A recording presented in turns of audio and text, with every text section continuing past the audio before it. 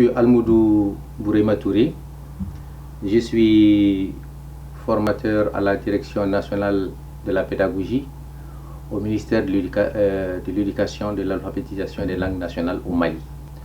Je suis chargé des programmes de l'enseignement fondamental, l'enseignement primaire, disons.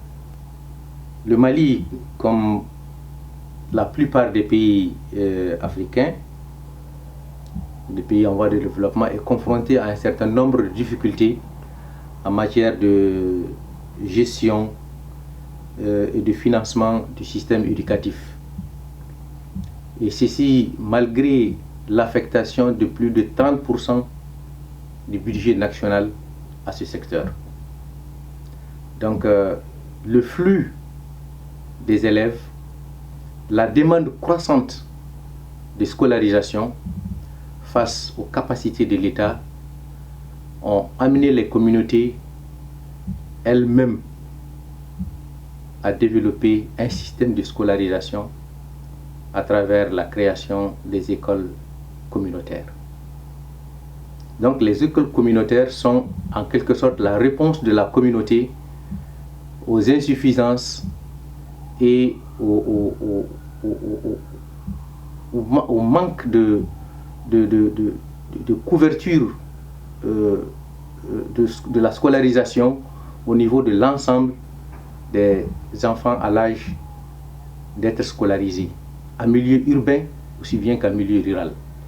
Et les premières écoles communautaires ont vu le jour d'abord dans les milieux urbains pour consommer en quelque sorte le trop-plein des élèves qui n'ont pas pu être, qui n'avaient pas de place dans les écoles publiques. Après, ce fut le tour des communautés rurales, après un slogan du président de la République en 1999 au lancement du PRODEC, qui devait également voir l'élaboration de la loi d'orientation sur le système éducatif, qui disait un village, une école, ou un CED. Donc, les premières écoles communautaires se sont vues tout de suite encouragées, appuyées, accompagnées par l'État. Et à partir de cette déclaration, c'est pratiquement un boom dans la création des écoles communautaires, qui ont tout de suite accompagné l'école publique pour prendre le trop-plein. Et je vous assure qu'à une certaine date, les écoles occupent une place importante dans le système éducatif.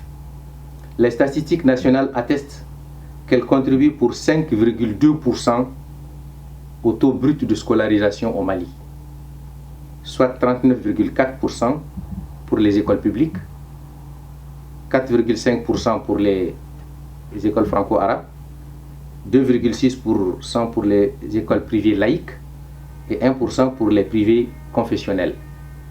Donc c'est pour dire qu'elles jouent un grand rôle dans le système éducatif malien.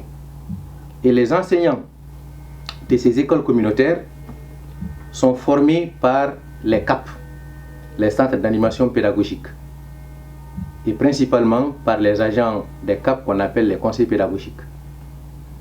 Ensuite, leur formation est relayée au niveau supérieur par les académies d'enseignement qui supervisent en quelque sorte les activités des CAP.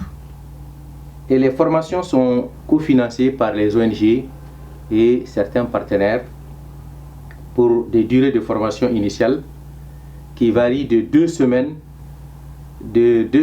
à 6, et les recyclages maintenant s'effectuent entre 1 à 2 semaines pour les enseignants des écoles communautaires. Cependant, malgré tous ces efforts,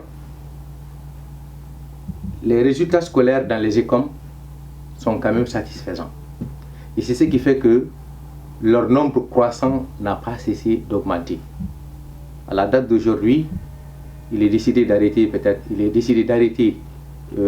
la création des écoles communautaires, et sur la demande des promoteurs, les écoles communautaires sont en train de se muer, de se transformer en écoles publiques communales.